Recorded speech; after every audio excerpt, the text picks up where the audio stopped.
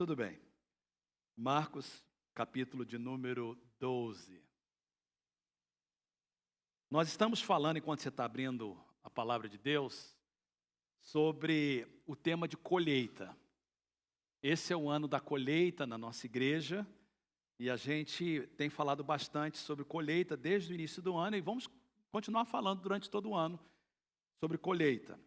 Nós começamos o ano falando sobre colheita espiritual, que é a mais importante, a colheita que tem a ver com a nossa vida espiritual, com o que Deus faz na nossa vida e a nossa reprodução como crente, ganhando almas para o Senhor. Nós cremos que Deus quer que cada um de nós possamos falar de Jesus para outras pessoas, e eu estou desafiando a cada membro da igreja a ganhar pelo menos uma alma para o Senhor. Nesse mês, nós estamos focando no aspecto de uma colheita financeira. Finanças é importante, como nós falamos já aqui na igreja, e começamos 2 domingos atrás trazendo princípios da colheita financeira. Nós trouxemos 10 princípios importantes. Se você não estava presente, eu sei que tem gente visitando pela primeira vez, outros estão assistindo, e você pode pegar esses princípios, tanto o esboço da mensagem como a mensagem toda, está no aplicativo da nossa igreja, está na página da nossa igreja, e você tem acesso a ela. E entre todos esses princípios, nós falamos que o princípio número 1, você tem que plantar, se não planta, você não colhe, você tem que deixar a semente morrer, você tem que ter paciência, e a gente começou a falar no 7º princípio, que a gente tem que cultivar, ou seja, você planta a semente e depois você tem que permitir que essa semente cresça, e vai levar um tempo. E esse tempo, então, você não vai plantar e ficar em casa esperando pela colheita, você tem que deixar o Senhor fazer a parte dele, mas você vai fazer a sua parte, e a sua parte tem a ver com o cultivo. E há vários aspectos do cultivo, e um deles foi o que foi falado na semana passada pelo pastor Max, sobre a importância de buscar o reino de Deus em primeiro lugar, uma tremenda mensagem que também está disponível no nosso aplicativo da igreja. E ele falou então sobre a importância da gente entender o que significa isso, quando Jesus fala assim, olha, busque primeiro o reino de Deus, não se preocupe o que significa isso. Isso faz parte do cultivo. E hoje eu quero falar de uma outra área que faz parte do cultivo também, que é a área de dar a Deus o que pertence a Ele.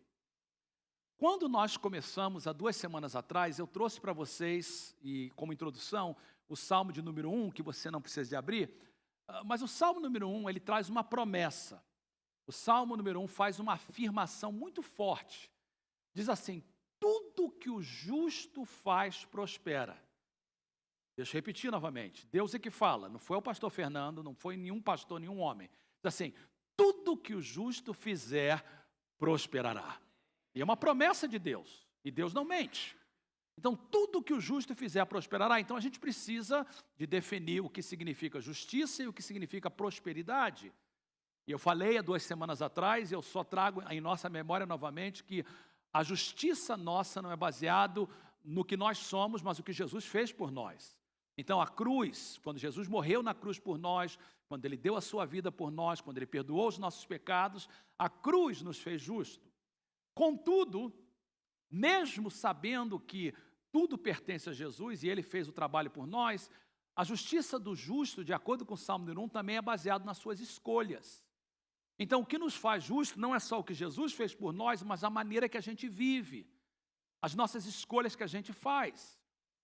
O Salmo número 1 começa assim, olha, o justo não anda segundo o caminho dos ímpios, não se detém no caminho dos pecadores e nem se assenta na roda dos escarnecedores. Antes ele tem o prazer na lei do Senhor, e na sua lei ele medita de dia e de noite. Ou seja, a justiça nossa é baseada não só no que Jesus fez por nós, mas nas escolhas que nós fazemos diariamente, no nosso dia a dia. E isso tem a ver com o cultivo. Buscar primeiro o reino de Deus, entender que nós somos cidadão do reino de Deus. Muito bem. Nos grupos de conexão, para quem está participando, nós estamos falando de áreas práticas. Pagar dívida, criar uma reserva, fazer uma poupança.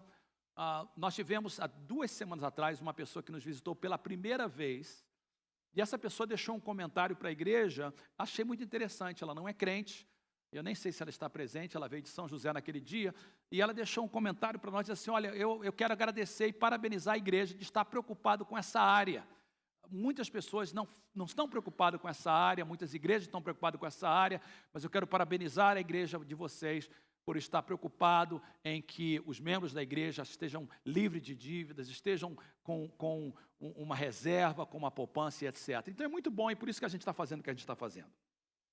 Hoje eu gostaria de ler com vocês Marcos capítulo 12. Eu pedi que você abrisse e agora eu quero ler com vocês dos versos 13 até o verso de número 17. Mais tarde, enviaram a Jesus alguns dos fariseus e herodianos para o apanharem em alguma coisa que ele dissesse. Uma pausa só para a gente dar uma explicaçãozinha.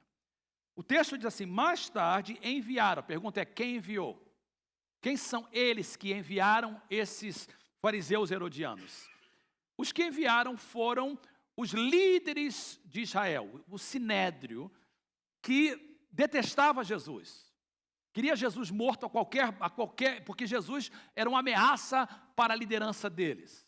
Então, eles estavam sempre buscando pegar Jesus em alguma palavra para poder o acusar e para que ele fosse morto. E eles conseguiram fazer isso mais tarde de uma forma desonesta. Então, eles enviam, interessante que eles enviam duas partes do judaísmo, os fariseus e os herodianos.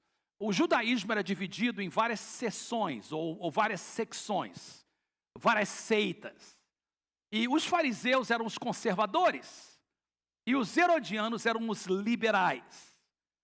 Quem vive aqui na América, nós somos um país de dois partidos, diferente do Brasil. Então, era como dizer assim, olha, foi enviado os democratas e os republicanos, os liberais e os conservadores. Todos se uniram contra Jesus e queriam pegar ele em qualquer coisa. Verso 14. Esses fariseus herodianos, enviados pelo Sinédrio, se aproximaram de Jesus e disseram, mestre, nós sabemos que tu és íntegro, que não te deixas influenciar por ninguém, que não te prendes à aparência dos homens, mas ensinas o caminho de Deus conforme a verdade. Tem que parar um pouquinho para mostrar que mesmo os inimigos de Jesus tinham uma visão positiva dele. Até os inimigos de Jesus tinham que falar do seu caráter. E a descrição que os fariseus e os herodianos dão de Jesus servem de exemplo para nós. Porque na semana passada nós aprendemos, pastor Max pregou, que nós que vivemos no reino de Deus, nós temos uma constituição diferente, nós temos uma ética diferente, e a ética do cidadão do reino do céu é a mesma ética do rei. E Jesus é o rei. E diz que o rei, Jesus, era íntegro. Os próprios inimigos deles falavam, nós sabemos que tu és íntegro, que não te deixas influenciar por ninguém, que não te prendes à aparência dos homens, mas ensinas o caminho de Deus conforme a verdade. Este deve ser o padrão de cada cidadão do reino de Deus. Que as pessoas aí fora possam olhar para você e falar assim, olha, eu não concordo com tudo com que você crê, eu não vou na tua igreja, mas eu sei que você é íntegro. Eu sei que você não prende a aparência dos homens, que fala a verdade de acordo com a palavra de Deus. Aí eles fizeram uma pergunta para Jesus, e aí estava a armadilha. É certo pagar imposto a César ou não? Devemos pagar ou não? Colocaram Jesus contra a parede. Não tinha saída para Jesus. Se ele respondesse, não é certo pagar o imposto a César, eles poderiam correr para Pilatos e acusar Jesus que Jesus estava sendo rebelde ao imperador e ao Império Romano. Isso causaria a sua morte. Se Jesus respondesse, vocês devem pagar o imposto, também ele estava em problemas, porque aí os judeus acusariam ele de se alinhar com Roma e ser contra o judaísmo, porque eles estavam vivendo em ocupação. Eu explico para vocês um pouquinho mais sobre isso daqui a pouco. Mas Jesus, respondendo, percebendo a hipocrisia deles, perguntou, por que vocês estão me pondo à prova? Jesus tinha o Espírito de Deus. E Jesus, então, com o dom de discernimento e com o dom de palavra de sabedoria, ele reconhece como sair dessa. Por que vocês estão me colocando à prova? Tragam-me um denário. O denário era a moeda que eles tinham, que valia, o denário valia o salário de um trabalhador de um dia. Traga-me um denário para que eu veja. Verso 16, e eles lhe trouxeram a moeda, e ele lhes perguntou, de quem é essa imagem e essa inscrição? De César, responderam eles. Aí Jesus dá aquela atirada contra eles de uma forma tremenda. Então Jesus disse, deem a César o que é de César, e a Deus o que é de Deus. Se calaram, e o texto diz que eles ficaram admirados com ele. Uma pessoa dirigida pelo Espírito Santo é tremenda, não é, queridos? Cara, admirados. Colocamos ele contra a parede e ele que nos colocou contra a parede. Quando Jesus respondeu essa pergunta, ele não só silenciou os que queriam acusar, mas também introduziu um importante princípio para nós, seus seguidores. Eu gosto muito da nova versão transformadora que saiu agora no Brasil e ela coloca dessa forma esse versículo. Então, deem a César o que pertence a César e deem a Deus o que pertence a Deus. Eu quero gastar a maior parte da mensagem, não é muito longo hoje, falando da segunda parte. Mas eu preciso de falar um pouquinho da primeira parte, porque eu preciso de instruir como pastor de vocês, que nós somos crentes, seguimos a Jesus, que é íntegro, que fala a verdade, e nós, como seus seguidores, temos que fazer o mesmo. Dá a César o que é de César se refere ao imposto imperial. Quando eles perguntaram assim, Jesus, é lícito pagar o imposto a César? Eles estavam falando de um imposto imperial que era colocado sobre as pessoas que viviam embaixo do jugo de Roma, mas não eram cidadãos romanos. Ou seja, esse imposto, quem era cidadão romano não tinha que pagar. Mas quem vivia no Império Romano sem ser cidadão romano era obrigado a pagar esse imposto. O que eu quero falar com isso? Que não era imposto justo. E por isso que os judeus se levantavam contra esse imposto, porque não era imposto justo. Os romanos estão ocupando a nossa terra e cobram um imposto, mas eles mesmos não pagam. Eles pagavam outro imposto, mas não esse imperial. Para que eles usavam esse imposto? Eu fiz uma pesquisa essa semana para ver para que era usado o imposto imperial. E eu descobri que esse imposto imperial era usado, entre outras coisas, para 3 áreas. Primeiro, naquela época, Roma era o poder mundial. E toda a história da humanidade mostra que sempre é importante ter um poder mundial, porque o poder mundial traz equilíbrio e tranquilidade e, de certa forma, uma paz. Hoje, os Estados Unidos é o poder mundial que toma conta, que toma esse lugar de trazer esse equilíbrio. E o grande problema, quando você tem 2 poderes opostos, como a Rússia e os Estados Unidos, é que fica desequilibrado. Então, quando houve a queda da cortina de ferro, os Estados Unidos se tornou esse poder mundial. Nós não sabemos quanto tempo será o poder mundial. Antes era a Inglaterra, antes da Inglaterra eram outros, mas sempre houve poderes mundiais. E na época, Roma era o poder mundial. E como poder mundial, eles instituíram o que chama-se em latim Pax Romana, que é a paz romana. Muito parecido com o nosso português, que trazia uma certa tranquilidade e equilíbrio no império. Mas essa paz romana só era possível com um grande exército. O exército romano era o exército de todos os séculos, um exército enorme. E para ter esse exército era necessário dinheiro. E para ter dinheiro era necessário impostos. Segunda maneira que esse imposto era usado era para fazer grandes estradas. Naquela época, as melhores estradas eram estradas romanas. O ditado que dizia, todos os caminhos, todas as estradas levam a Roma, é verdadeiro, porque naquela época, todas as estradas e as melhores estradas, no primeiro século, levavam a Roma. E essas estradas eram tão bem feitas que até hoje, se você for na Europa, se você for em países como a Espanha, Portugal, França, até mesmo Inglaterra, até hoje existem ainda estradas feitas pelos romanos. Para fazer isso era necessário impostos. Terceiro, eles tinham um sistema de correios fabuloso. Naquele primeiro século, você podia mandar uma carta ou uma mensagem de um lado e chegava no outro lado do império. E esse sistema de correios exigia dinheiro. Os impostos, então, sem dúvida havia corrupção, sem dúvida havia abuso. Os impostos eram usados pelo império para trazer serviço para a população. Essa era a pergunta: nós devemos pagar esse imposto ou não? Mesmo sendo injusto, devemos pagar ou não? E Jesus responde: sim, dê a César o que pertence a César. E Jesus estava falando desse imposto. Os judeus pagavam outros tipos de impostos, imposto do templo, outros impostos, mas esse Jesus falou, e outros impostos, você deve dar a César o que pertence a César. O princípio para nós é importante.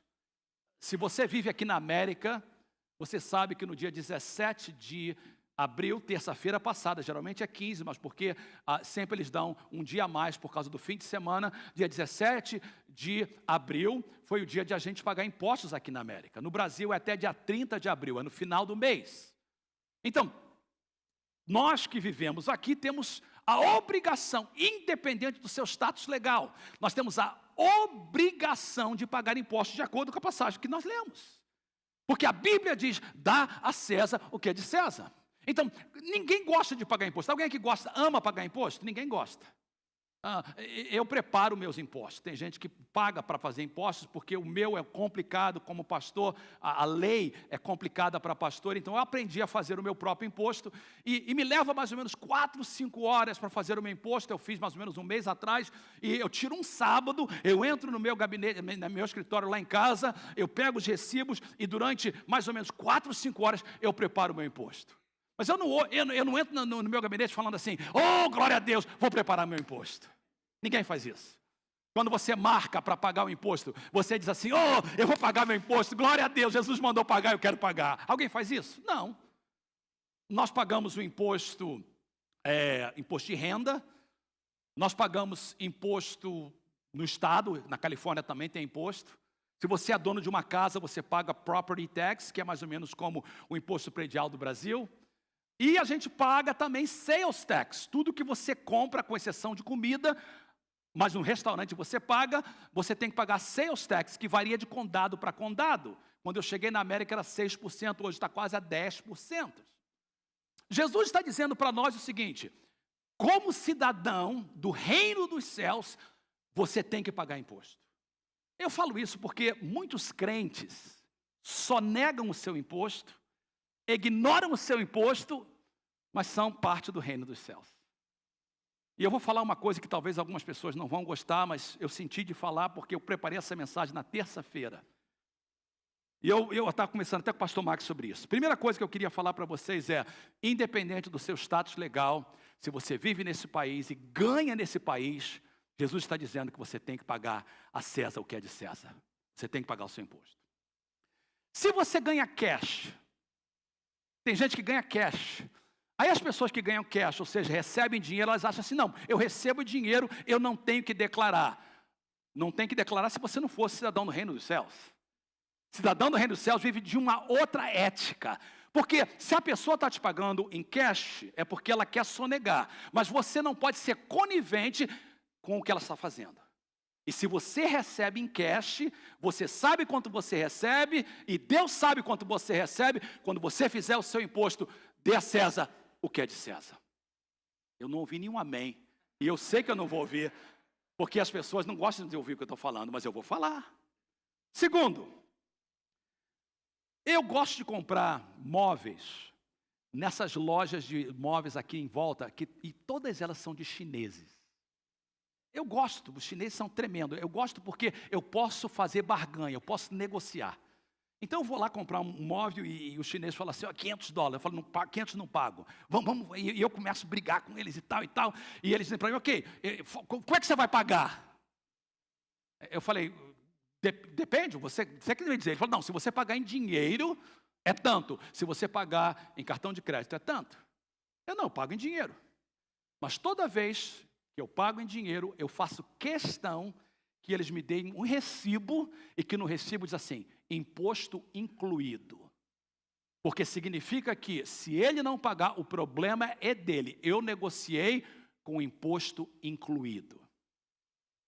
Quando eu preparava essa mensagem, o Senhor falou uma coisa no meu coração e o Josi vai saber do que eu estou falando. A gente usa uma companhia aqui na igreja de vez em quando para fazer jantares na igreja.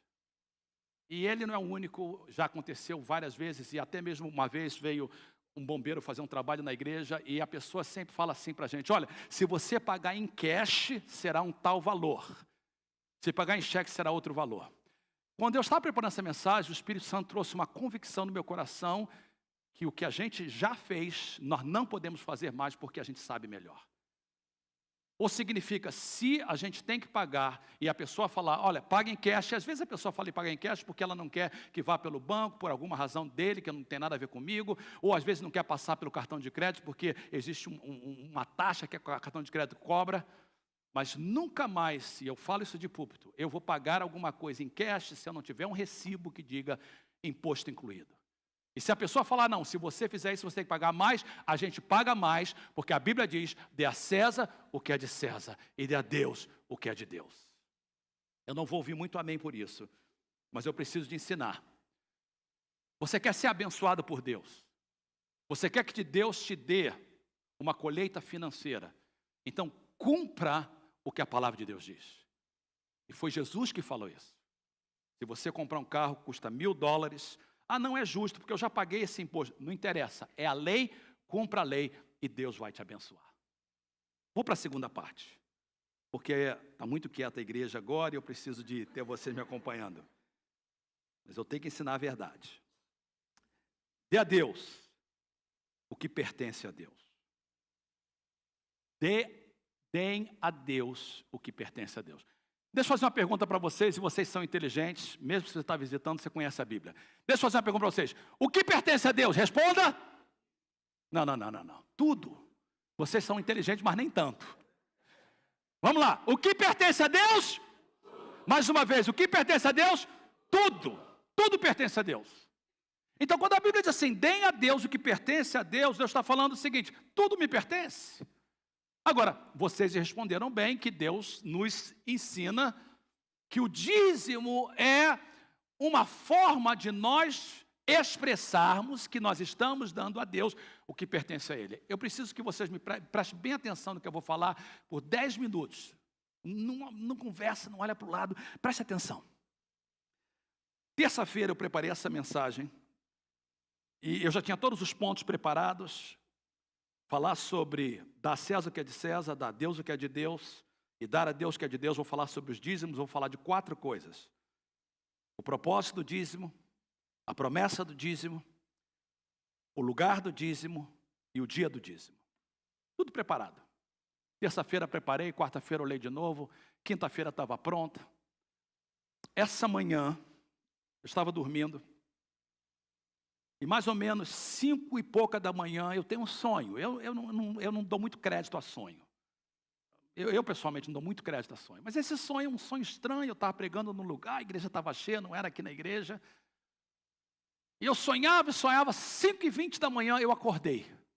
Eu sei o horário porque eu olhei no relógio. O relógio estava do lado, eu ponho para despertar. Entre 6 e 6h30, 6h15 mais ou menos, eu ponho para despertar. Então eu ia acordar hoje 6h30, porque eu já tinha a mensagem toda preparada. 6h30 era suficiente para descer, orar, repassar a mensagem, tomar um cafezinho e me arrumar. Mas 5h20 da manhã eu acordo. E quando eu acordei às 5h20, eu sabia que Deus queria falar comigo. Eu conheço quando Deus quer falar comigo. E às 5h20 da manhã, quando eu tenho aquele sonho, eu acordo, eu sabia que Deus queria falar comigo. Eu falo, Senhor, o que você quer falar comigo? Eu estava deitado na minha cama, junto com a minha esposa. E assim como eu estou falando com vocês, pode acreditar que é verdadeiro. Eu ouvi uma voz. E essa voz me dizia assim: meu filho, diga ao meu povo hoje que eu não quero o dinheiro deles, eu quero o coração deles. Diga ao meu povo, eu não quero o dinheiro deles, mas eu quero o coração deles. Eu disse: Senhor, vou pregar sobre o dízimo hoje, entre outras coisas, e você fala isso. E Deus me disse assim: deixa eu explicar para você, meu filho. Tão certo como eu estou falando com você, deitado na minha cama. Deixa eu explicar para você, meu filho. O que você vai falar são princípios da minha palavra verdadeiros. E todas as pessoas que já me deram o coração vão aceitar, porque não há problema para eles. Mas aquelas pessoas que ainda não me deram totalmente o seu coração vão pensar que eu quero o dinheiro deles. Segundo, eles vão pensar que você quer o dinheiro deles. E terceiro, eles vão pensar que a igreja quer o dinheiro deles.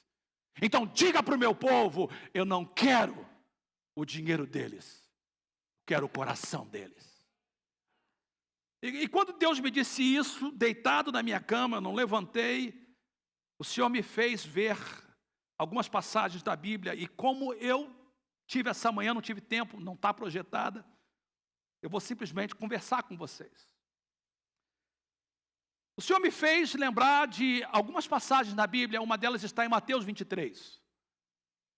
Os mesmos fariseus, escribas e mestres da lei vieram a Jesus, e Jesus tem 7 ais contra eles. 7 ais, começa assim, não precisa de abrir, apenas ouça. Ai de vocês, mestres da lei e fariseus hipócritas, vocês fecham o reino dos céus diante dos homens, vocês mesmos não entram, nem deixam entrar aqueles que gostariam de fazê-lo. Segundo ai de vocês, mestres da lei e fariseus hipócritas, vocês devoram as casas das viúvas e, para disfarçar, fazem longas orações, por isso serão castigados mais severamente. Terceiro ai de vocês, mestres da lei e fariseus hipócritas, porque percorrem terra e mar para fazer um convertido, e quando conseguem, fazem o tornar 2 vezes mais filho do inferno do que vocês. Quarto ai, Mateus 23.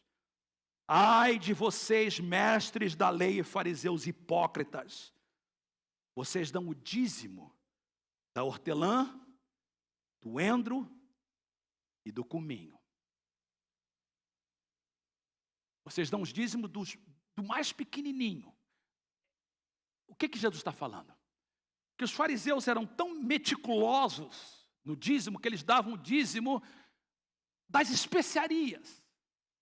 Eu conheço uma pessoa que ela é tão firme no dízimo, que ela fala assim: pastor, eu dou o dízimo de tudo. Se alguém me dá um presente, eu procuro saber o valor daquele presente e dizimo o presente, o valor do presente. Eu acho isso bonito. Jesus não está recriminando eles por isso. Tem gente que fala assim: olha, eu não dou dízimo do líquido, eu dou do bruto. E quando eu recebo de volta, eu dou de novo. Era assim que os fariseus faziam. E Jesus não recrimina isso. O que Jesus recrimina, no verso 23, ele diz assim: vocês negligenciam os preceitos mais importantes da lei. A justiça, a misericórdia e a fidelidade. Aí Jesus fala assim: vocês devem praticar essas coisas e não omitir aquelas. O que Jesus está falando? Fariseus, tem gente que dizima por obrigação, tem gente que dizima por tradição, mas o dízimo não é o mais importante. Eu não preciso do dinheiro de vocês. O mais importante é a justiça, é a misericórdia, é a fidelidade. Se vocês guardarem isso, vocês vão guardar aquilo, mas não adianta guardar aquilo sem guardar isso. Não adianta dar o dízimo se você não pode dar o seu coração. Deitado na minha cama, o Senhor me fez lembrar de um homem que foi para ele e disse: Senhor, qual é o maior de todos os mandamentos? Jesus respondeu: ama a Deus, todo o teu coração, toda a tua alma e de todo o teu entendimento. E você não me perguntou não, mas eu vou dar para você o segundo. Ama as pessoas como você ama você mesmo. Deitado na minha cama, o Senhor me fez lembrar de uma outra história, quando um homem vai para Jesus, muito rico, riquíssimo. E vira para Jesus e faz a pergunta: o que eu devo fazer para entrar no reino dos céus? Eu tenho que fazer alguma coisa? Jesus olhou para ele e falou assim: olha, se você quer entrar no reino dos céus, vende tudo o que você tem, dá o dinheiro para os pobres e me siga. Todo mundo sabe que Jesus não exige isso de todos, mas daquele homem Jesus exigia. Porque a riqueza para ele era o seu dinheiro. E ele foi embora. Jesus sabia que ele não ia fazer. Foi embora triste, porque tinha muito dinheiro. Mas mais triste ficou Jesus. E ali ele ensinou que ninguém pode servir a Deus e ao dinheiro. Deitado na minha cama, o Senhor me fez lembrar de uma terceira passagem. Uma que se encontra no livro de Miqueias, no capítulo 6 e no verso de número 8. Diz assim: Ele mostrou a você, ó homem, ó mulher, o que é bom e o que o Senhor exige. Pratique a justiça, ame a fidelidade e ande humildemente com o seu Deus. Queridos, o Senhor mandou dizer para vocês que Ele ama vocês. Eu não quero o dinheiro de vocês. Quero o coração de vocês. O dízimo é importante. O dízimo é bíblico. Mas se o coração não for dado para Deus, não dê. Não dê. Porque se você der por obrigação, se você der por negociação, Deus não pode abençoar. E se você quer uma colheita financeira, começa com uma entrega do seu coração. Uma vez que o seu coração pertence a Ele, você não vai ter dificuldade nenhuma de dizimar. Nenhuma. Qual é o propósito do dízimo? Por que Deus bolou o dízimo? A Bíblia diz, no livro de Deuteronômio, e eu gosto muito dessa tradução, diz o seguinte: o propósito do dízimo, essa é a razão porque Deus estabeleceu o dízimo, é ensinar a você a colocar Deus sempre em primeiro lugar em suas vidas. Esse é o propósito do dízimo. Deus não precisa do nosso dinheiro. E eu vou mais além, a igreja não precisa, porque a igreja é de Deus. E Deus sempre vai suprir para a igreja. Eu estou nessa igreja há 34 anos como pastor, eu me lembro no início da igreja. Nós tínhamos um programa de rádio, a igreja era só de portugueses, e era 3 vezes por semana. Toda a igreja pagava o programa de 1 vez por semana, e tinha um irmão que pagava as 2 vezes por semana. Ou seja, esse irmão pagava 2/3 do programa de rádio e toda a igreja pagava 1/3. Um dia, ele ficou chateado com alguma coisa que foi falada do púlpito. Ele me chamou e disse: pastor, o que foi falado do púlpito eu não concordo. E eu falei: o que é que você não concorda? Não, foi falado que se a pessoa não aceitar Jesus como Senhor e Salvador e morrer, sem Jesus vai para o inferno. Eu falei: mas por que você não concorda com isso? Não, é porque isso vai espantar as pessoas. Eu sei, eu concordo que é muito duro, mas é verdade. Não, tem que chegar lá no domingo e falar que isso não é assim. Eu disse: meu irmão, eu não posso fazer isso. Ele disse: se o senhor não fizer, eu não pago mais o programa de rádio. Eu falei: irmão, não paga. Eu fui para casa e disse: e agora? Deus falou: o programa é meu, a igreja é minha. E naquele final de semana, outras pessoas começaram a pagar e nós tivemos o programa mais 5 anos, sem nunca atrasar. Há poucos anos atrás, não muito tempo atrás, e quem sabe o que eu estou falando sabe que é verdade. Nós tínhamos uma pessoa na igreja que, entre ofertas e dízimos, era mais ou menos $10.000 por mês que essa pessoa ofertava.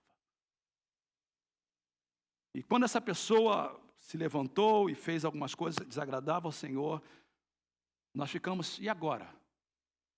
Eu vou ser sincero para vocês, nos primeiros dias ficou muito apertado, porque a gente contava com aquele dinheiro. Várias coisas foram feitas baseada naquela entrada. Sabe o que Deus fez? Deus mandou outras pessoas e nunca faltou nada para nós. Nunca faltou nada. Já aconteceu, quando eu estava na igreja de São José, eu me lembro como se fosse hoje.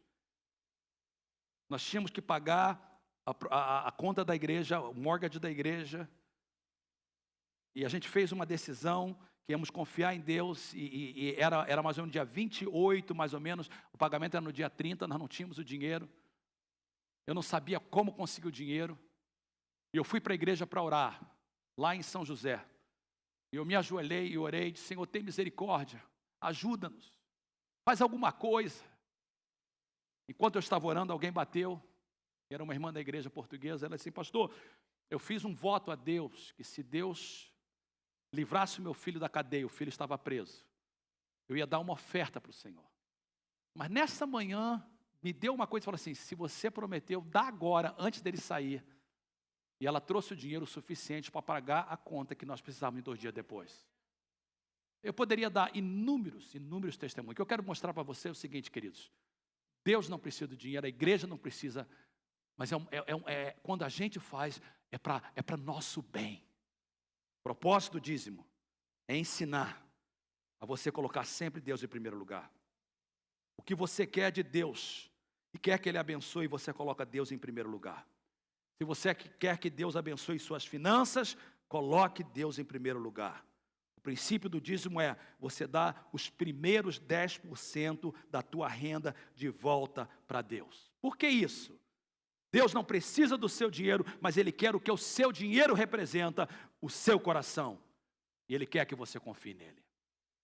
Segundo, bem rápido, a promessa do dízimo. Deus diz na sua palavra em Provérbios capítulo 3, versos 9 e 10. Honre ao Senhor. Ou seja, dizimar é um ato de honrar ao Senhor, dando a Ele a primeira parte de toda a sua renda. E Deus promete: e Ele encherá seus celeiros com trigo, cevada, transbordará seus tanques de vinho e com os melhores vinhos. Isso é metafórico, tá, irmãos? Isso aí é uma metáfora, tá? Isso aí é uma simbologia. Se você honrar a Deus, Deus vai te dar o melhor. Deus diz que se você honrá-lo com a primeira parte da sua renda, Ele o abençoará financeiramente.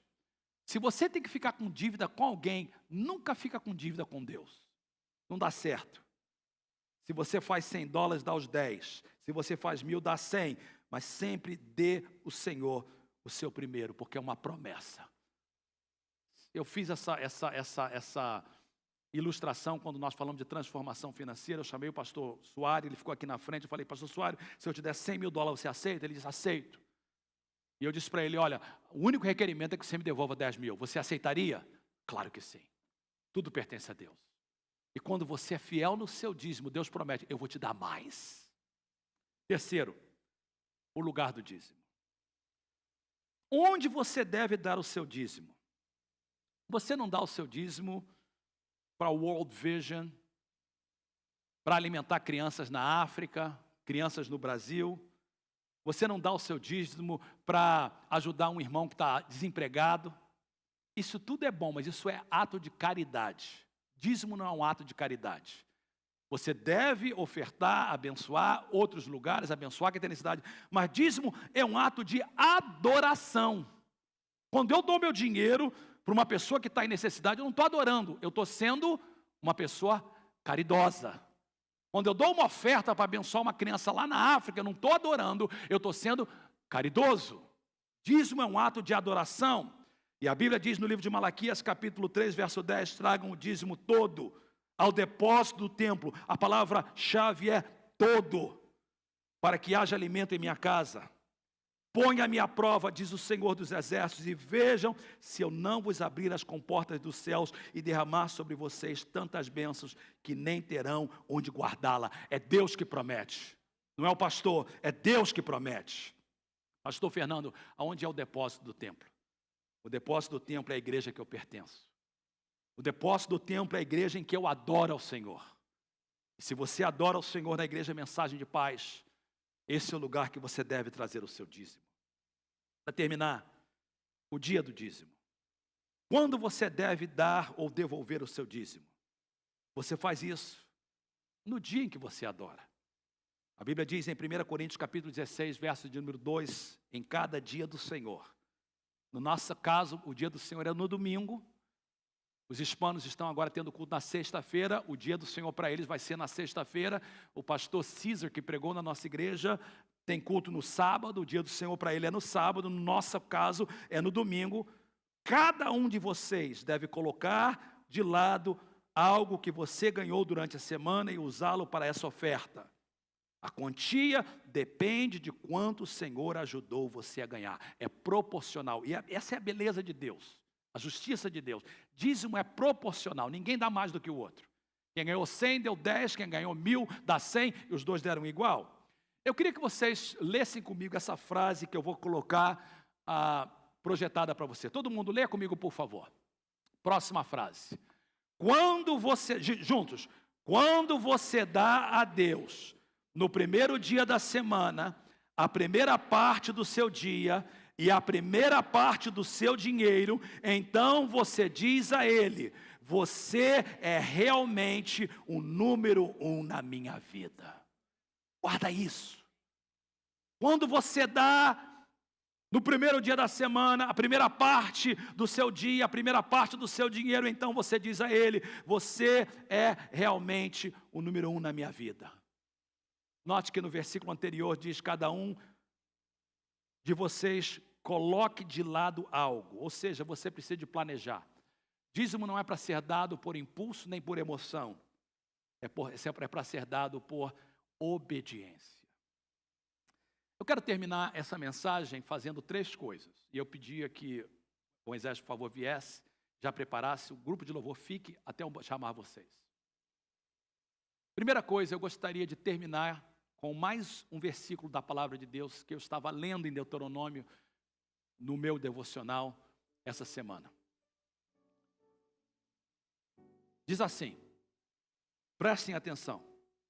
Deus diz: eu estou pondo diante de vocês a bênção e a maldição. Vocês terão bênção se obedecerem aos mandamentos do Senhor, o seu Deus, e hoje lhes estou dando. Mas terão maldição se desobedecerem aos mandamentos do Senhor, o seu Deus. Bênção nada mais é do que consequência de obediência. Maldição é consequência de desobediência. Segunda coisa que eu quero fazer, eu quero que você feche os seus olhos e curve a sua cabeça. Todos, por favor, ninguém andando. A gente não vai tirar dízimo e oferta agora.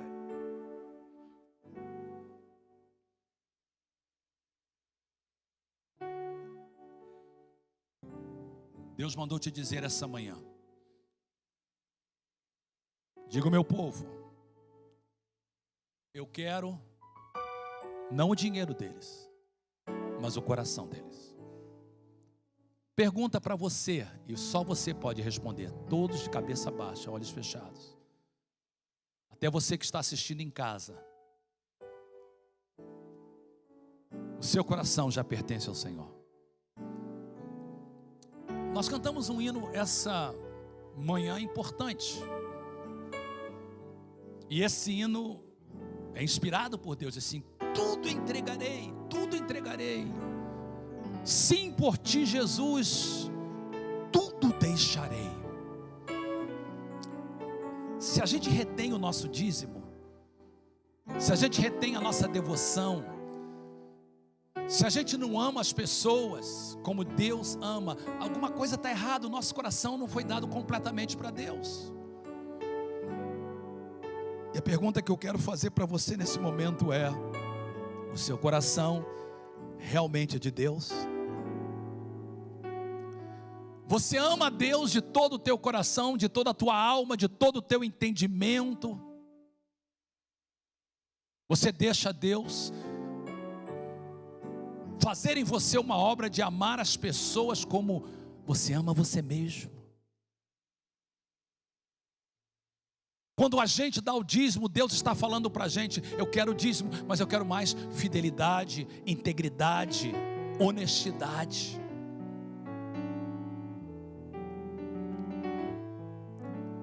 Se a gente deu o nosso coração, a gente não vai ter problema em pagar os nossos impostos, em dar a César o que é de César e dar a Deus o que é de Deus. Mas esse princípio de dar a César o que é de César e dar a Deus o que é de Deus só é possível quando o nosso coração é dele. Ele te declarou homem, ele te declarou mulher. O que ele exige de você: pratique a justiça, ame a fidelidade, ande humildemente com o seu Deus. Eu queria que, enquanto estamos de olhos fechados, cabeça baixa, ouvindo esse hino, tudo entregarei, você possa dizer: Senhor, realmente o meu coração é teu. Faça uma entrega novamente do teu coração para Deus nesse momento. Independente de quanto tempo você é crente, diga para Deus: Deus, eu entrego o meu coração de novo para ti.